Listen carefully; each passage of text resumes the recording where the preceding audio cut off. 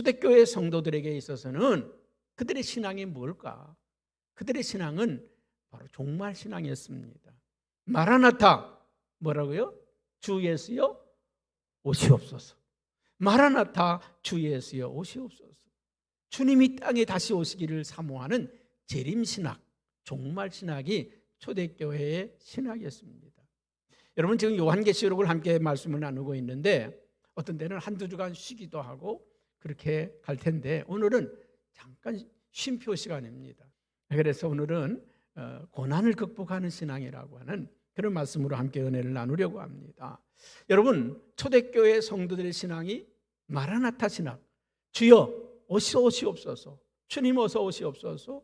여러분, 종말이라고 하는 것이 바로 무엇일까요?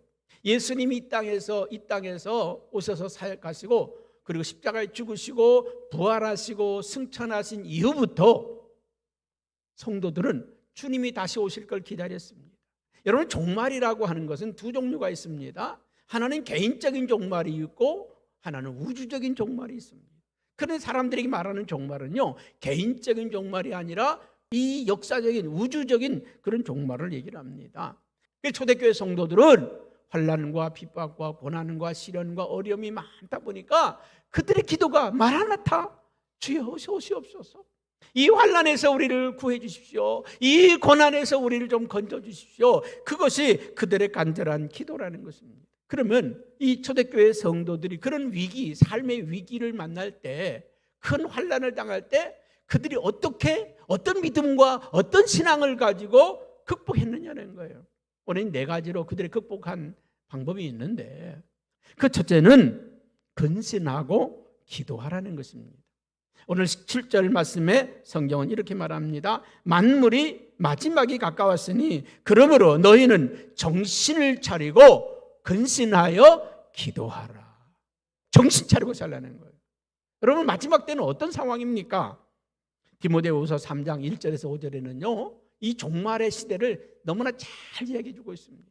우리 한번 성경에 있는 말씀을 같이 한번 볼까요? 시작. 너는 이것을 알라. 말세에 고통하는 때가 이르러 사람들이 누구를? 자기를 사랑하며 돈을 사랑하며 자랑하며 교만하며 비방하며 부모를 거역하며 감사하지 아니하며 거룩하지 아니하며 무정하며 원통함을 풀지 아니하며 모함하며 절제하지 못하며 사나우며 선한 것을 좋아하지 아니하며 배신하며 조급하며 자만하며 쾌락을 사랑하기를 하나님 사랑하는 것보다 더하며 경건의 모양은 있으나 경건의 능력은 부인하니 이 같은 자들에게서 내가 돌아서라. 지금 이게요, 지금 우리가 사는 시대의 모습이잖아요. 정신을 차려야 세상의 흐름대로 살지 않고 세상 사람들이 사는 대로 살지 않고 우리는 거룩하게 살게 되고 진실하게 살게 되고 참되게 살게 된다는 것입니다. 그러므로 마지막 때 내 마음을 지켜라. 내 마음을 지켜라. 너의 자신을 다스려라. 내 믿음과 신앙을 지켜라. 기도하지 않으면 넘어질 수밖에 없습니다. 기도하지 않으면 세상 사람과 똑같아질 수밖에 없어요. 똑같아질 수밖에 없습니다. 마지막 때 이 사단은요, 시기 질투하게 만들고 이간시키게 만들고 미워하게 만들고 분노하게 만들고 자꾸 우리 마음을 흐트러 놓는다고요. 그래서 정신 차리고 근신해서 기도하라. 예수님께서도 겟세마네 동산에서 십자가를 앞에 두고 제자들에게 뭐라고 부탁했습니까? 시험에 들지 않도록 기도하라. 시험에 들지 않도록 기도하라는 것입니다. 여러분, 삶의 유혹과 여러 가지 시험 앞에서 믿음을 지키고 신앙을 지키는 그런 성도가 되려면 기도해야 된다는 거죠. 기도하지 않으면 넘어집니다. 기도하지 않으면 섭섭한 마음 들고요. 기도하지 않으면 섭섭한 마음 들고, 기도하지 않으면 자꾸 미운 생각만 들어요. 기도하면 이해가 되고 기도하면 용서가 되고 기도하면 사랑하게 되는 줄로 믿습니다. 여러분, 기도하지 않으면 유혹을 물리칠 수 있는 힘이 없고요, 기도하지 않으면 시험을 이겨낼 만한 힘이 없고요, 기도하지 않으면 하나님의 뜻이 무엇인지 분별할 수가 없습니다. 그래서 마지막 때는 정신 차려서 근신해서 기도해라. 기도하는 사람만이 믿음을 지킬 수 있고, 기도하는 사람만이 가정을 지킬 수 있고, 기도하는 사람이 교회를 지켜내는 것입니다. 그러므로 마지막 때 정신 차려서 근신해서 기도하라. 여러분, 두 번째로는 뭐라고 말합니까? 힘들고 어려울 때일수록 뜨겁게 사랑하라.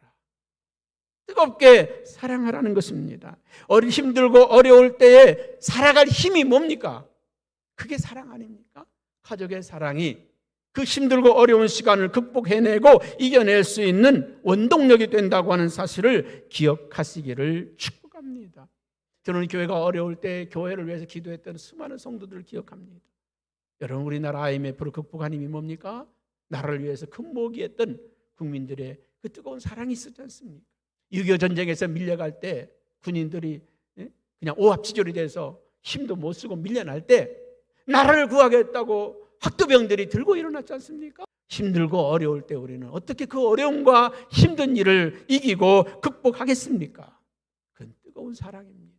오늘 8절 말씀에 무엇보다도 뜨겁게 서로 사랑할지니 사랑은 허다한 허물을 덮는다. 우리가요, 힘들고 어려운 때를 잘 극복할 수 있는 것은 사랑입니다. 사랑은 허다한 허물을 덮느니라 그랬습니다. 여러분, 사랑하면 사랑하는 사람의 허물이 덮어져요. 용서가 돼요.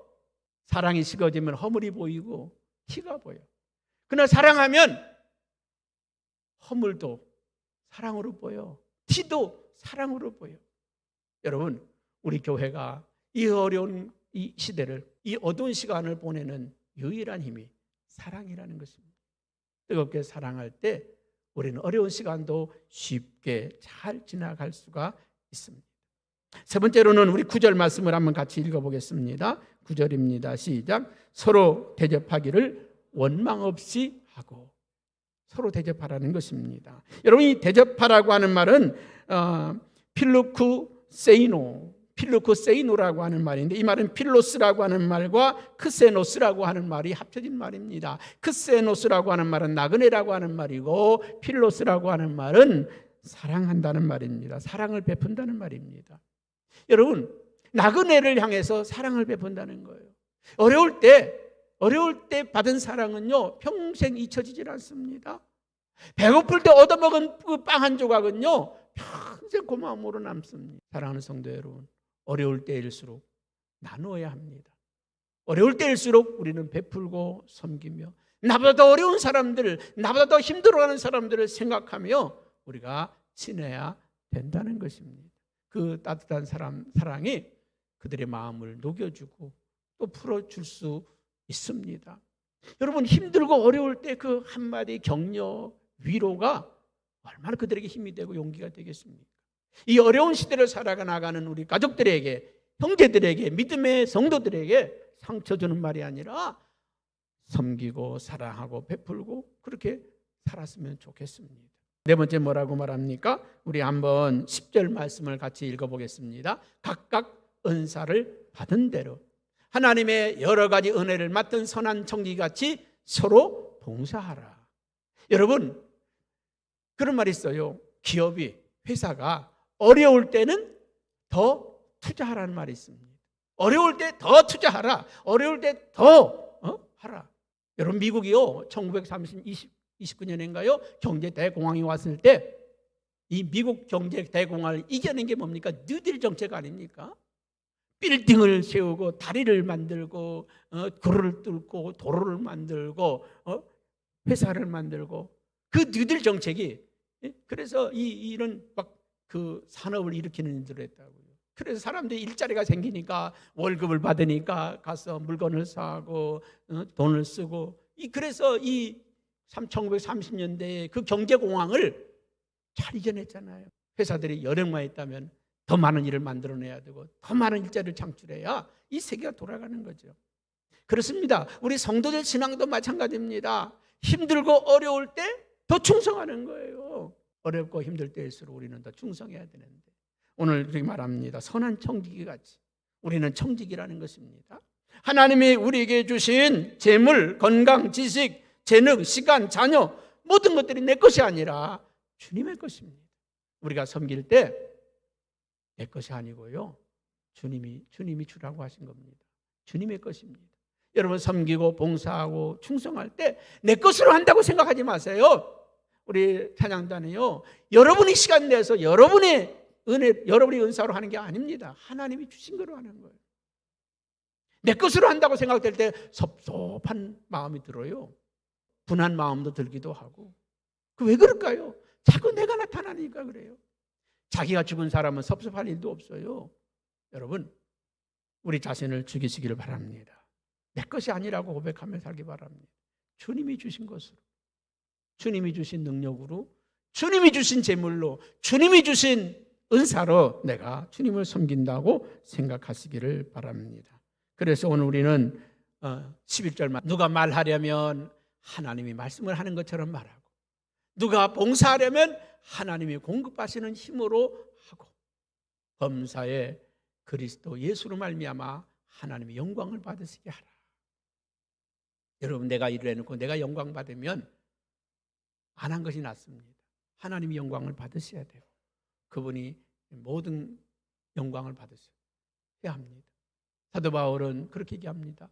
내가 먹든지 마시든지 무엇을 하든지 다 하나님의 영광을 위하여 하리라. 여러분, 하나님의 영광이 드러나는 우리의 삶이 되었으면 좋겠습니다.